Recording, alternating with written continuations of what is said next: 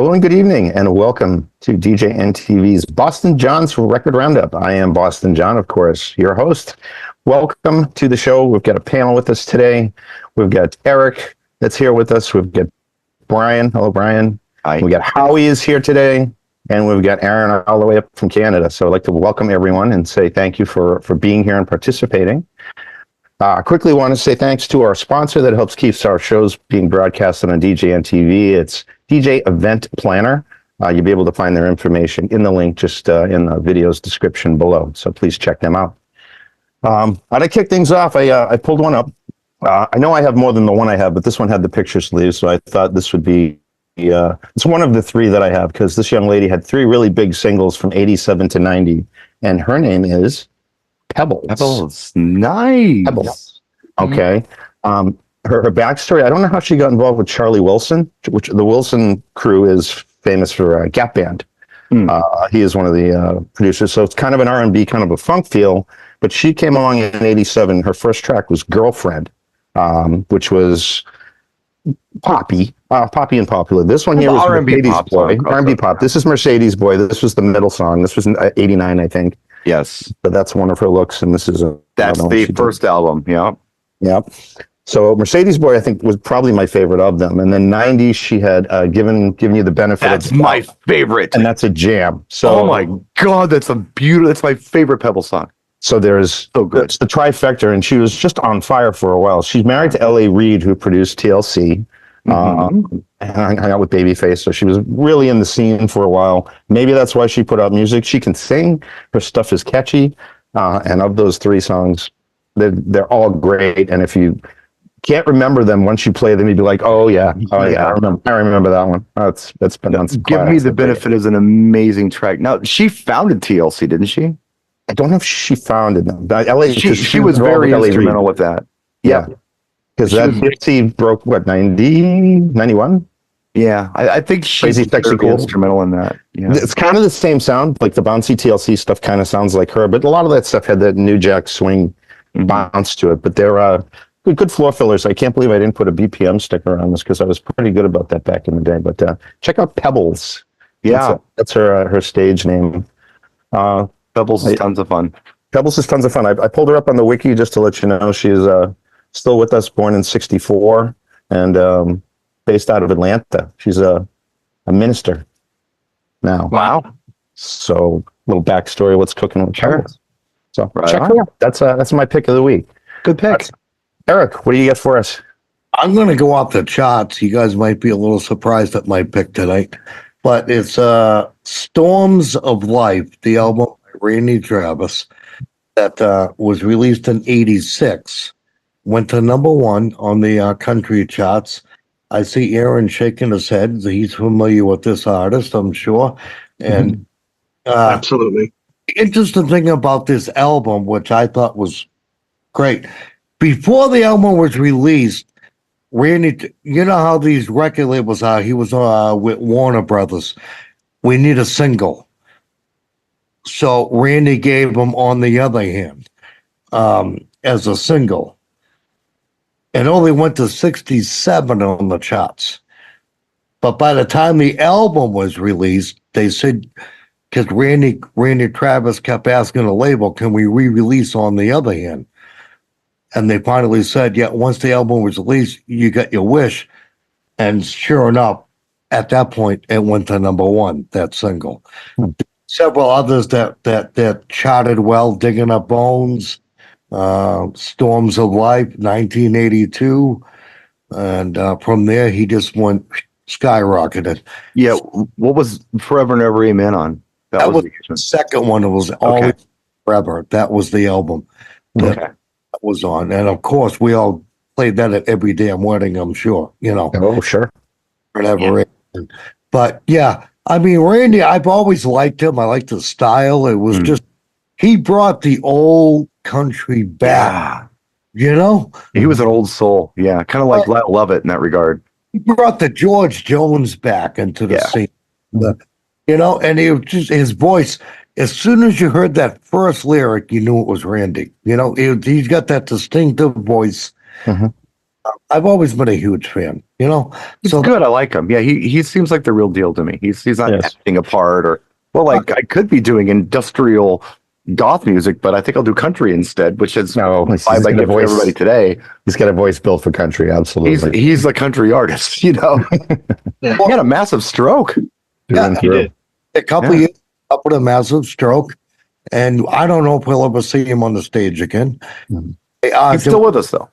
He is. He's still alive, and I see him on interviews here and there, and you know, you, Brian, of all people, can relate to having a stroke, and you, luckily, it didn't affect your speech.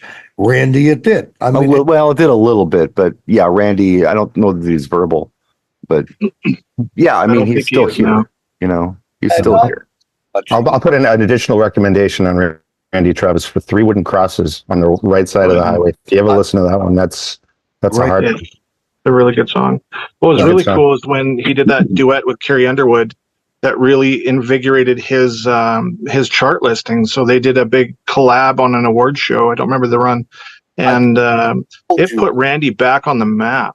It was "I Told You So," right? Was I that Told You So. Yep. I Told You So was the duet with Carrie Underwood. And because she was so popular at that time, and she recognized what a great artist he is too, as you did, and put him back up there. well, not just me, like Scott McCready. I don't know if you guys are. You Yeah, have he was to, an Idol winner or something. Yeah. Yeah, he's one of the Idol guys too. I mean, a lot of people got inspired by Randy because he's the one that brought the old country back, traditional country. That's the word I'm looking for. Yeah, it wasn't. Yeah, it wasn't pop music that kind of sounded country. It was real country. And at first, many labels turned them down, saying it's too country for us. Right? Right. I mean, growing up with real country like Roy Acuff and Hank Williams, and then you hear Ronnie Millsap and those guys coming through the 70s and 80s and Oak Ridge Boys, and to hear something that sounded like the old soul, old school country was nice. He got this. A break, and they never regretted it. And look at him now. I mean, he was great. He inspired so many people like Art Brooks, all these country stars out there. Toby Keith, and God rest his soul. You know, you did a thing about Toby. Yeah, we mentioned Toby in the last show. But, country's making a comeback. It's changed its colors again like a chameleon, but the new country's getting popular. So I like your pick. Johnny Cash shirt. Didn't know you were doing that tonight. The country show, but Well, no, I started with Pebbles. Brian said he wants to see what everyone else picks before he makes his. I already made my pick. Oh, you made your pick? All right, then we will put you next. So you go ahead next then. What do You you want to have? go next? Okay. give her, Brian. Unless you want to change your mind. You want the No, I don't care. No, you take we're number we don't- two and wait to the end.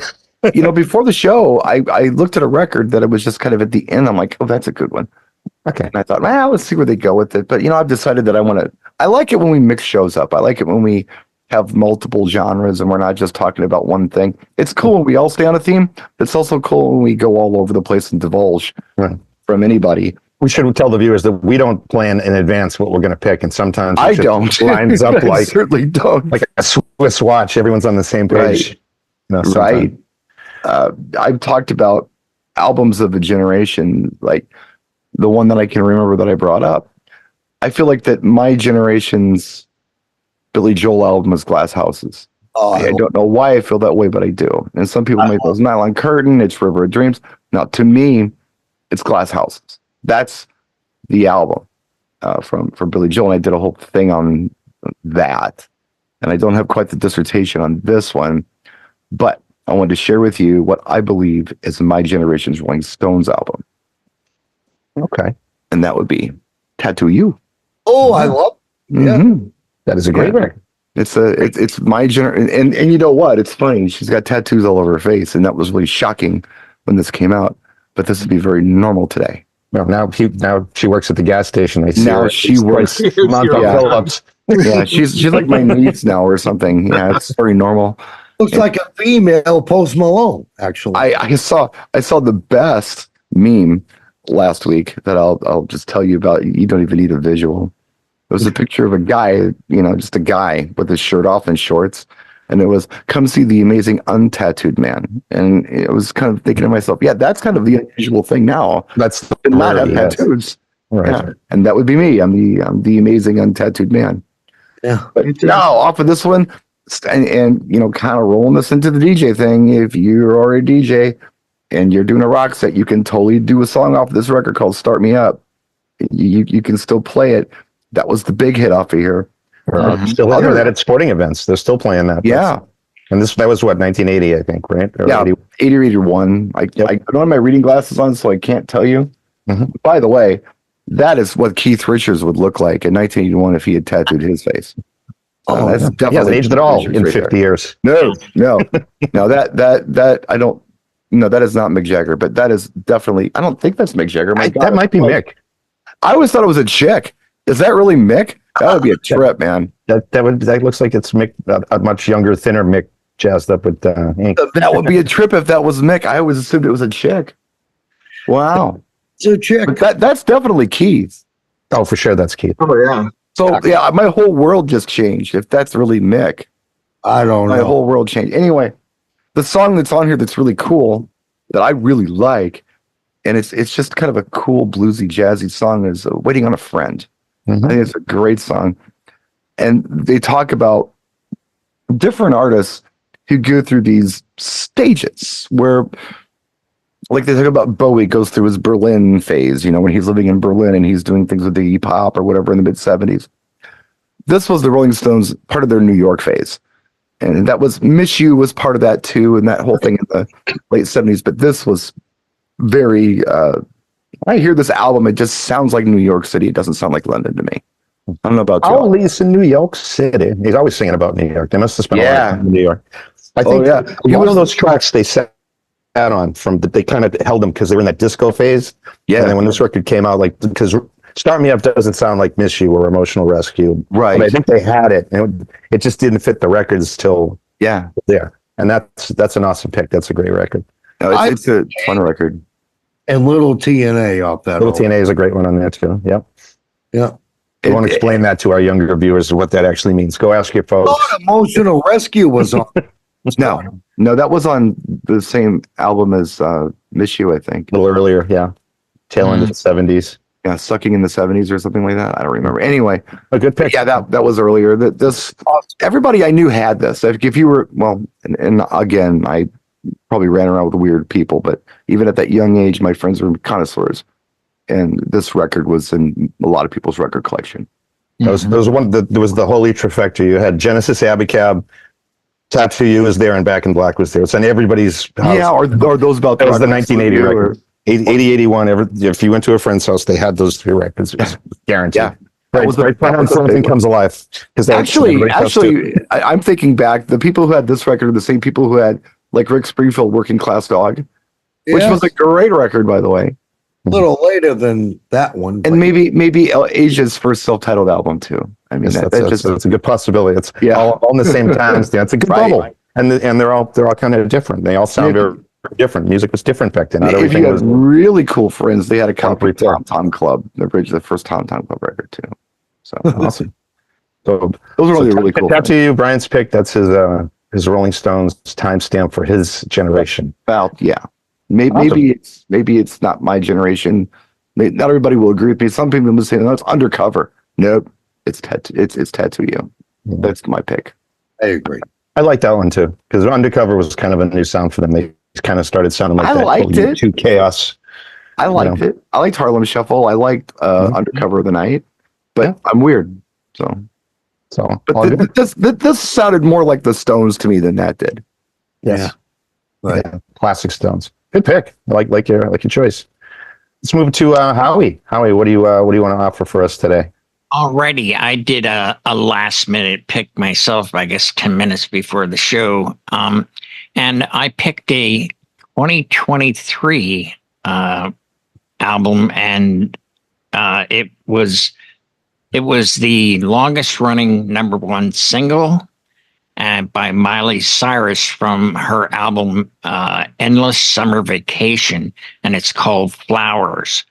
But my favorite version of it is the intro from Promo Only. It's got a 32-bar intro, and it just, the original itself was just like really like slow, slow, slow. But the promo only, it starts out like a banger that you could dance to at 118 BPMs. And kind of like what Brian does, I'll pitch it up, 3 to 5 BPM, for dancing. So that's my pick, Flowers by Miley Cyrus from her album Endless Summer Vacation. If you can do stems on VDJ, take She's a Bad Mama Jamma, cut the vocals off of it, and put flowers on top of it. It's hilarious. You started that, Brian, but you never finished. Yeah, I know, but it's fun. You can totally do that. It's fun. Yeah. Flowers is a tricky one to mix because she starts singing on like the 3 and 4 on the last beat, and then the whole bass section seems like it's out of where it ought to be because it's I can boom, and then it hits where it's not supposed to be. So the remixes I find work a little better. Not the remixes that take it too far away from the original, but intro outro beats are nice, like you say. And shout out to Nick over at Promo Only for helping us put that together because. So some songs it's just I want to play it, but I can't align it. It's not going to land in the right spot. So if you get a little bit of room, or if you can loop a few beats on the intro, that's a little easier to mix. You can always, Flowers, if you had to. And Jaded on that record too has also been a popular single too. And I believe the last one that she just released on that is I Used to Be Young. It's kind of a slower one, but those are all on that latest Miley record that are all charted. Or charting still. Used to Be Young is on the radio here in Boston at least once an hour. So if you got the right crowd, it's her reminiscing in her 30s of how old she's got. Oh yeah. She used to party and carry on. Now she's 30 and she's 30. She can't keep up the pace anymore. 2016, the old days. I miss the days of her licking the hammer on the ball. Oh boy, okay. Oh, there. Back when I was rocking a Samsung Galaxy S8, man, that was the old days. Oh, stop! Man. I guess so. Good pick. And if anyone hasn't heard of Miley by now, I don't know what you're doing in this industry. So, but good pick, Howie. Like that one. Aaron is with us too. So, what do you got from the Great White North? Well, yeah, I'll bring you up to Canada. You were doing a Twitch set the other night there, John, and I made a request on a song that you didn't have.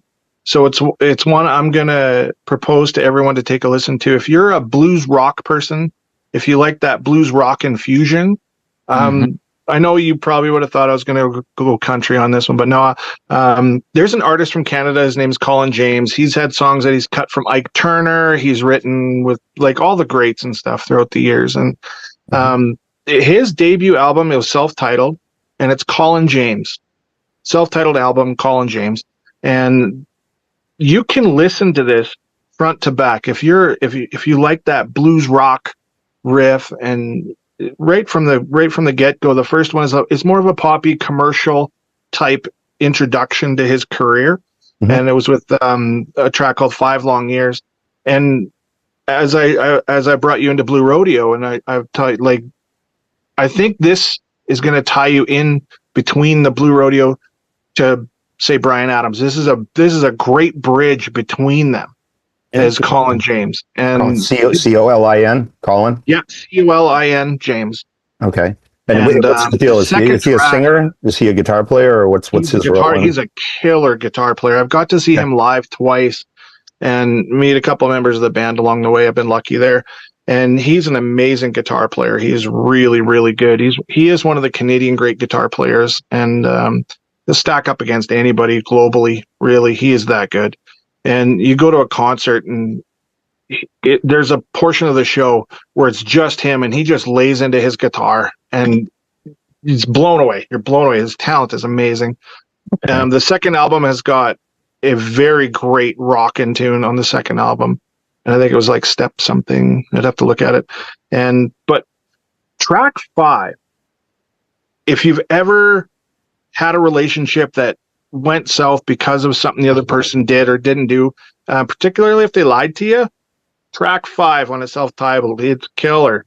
Absolutely a killer album. So I'd like to throw a little light over to Colin James. The guy is phenomenal, amazing, talented. The albums I think he's got 13 albums or more. Oh, okay. All right. So he's been around a while. He's very established. Oh, it's very established. Is he still out? That's the most Canadian dissertation I've heard of a record ever. That was awesome. He didn't say A more than three He times. didn't. A? He didn't have to. No, He's so Canadian. He didn't have to do that. That was awesome. not at Right. all. But Yeah, like Colin James, self-titled. Check it out. It's out of 1988. I've heard of Colin James. I have. Yeah, heard- I have. And he's always solo. He's not involved in any other projects or anything that would. Well, his Well, his yeah. other album was Colin James and the Little Big Band. They used to join him on some stuff. That was his backup band, and they're all like 5-star musicians. That's awesome. Yeah, Well, that check just him help our viewers, track him down a little better. So If you're a wanna give blues him a rock listen. lover, you got to check out Colin James. Super great. That's once around the dial. Does anyone have anything else they want to add or volunteer before we close her up? Oh, let's get the hell out of here. Usually Eric's waving the fork when it's time to put a fork in it. My wife took the fork away from me. I can't. See, you're not allowed to have fun things out in the shed.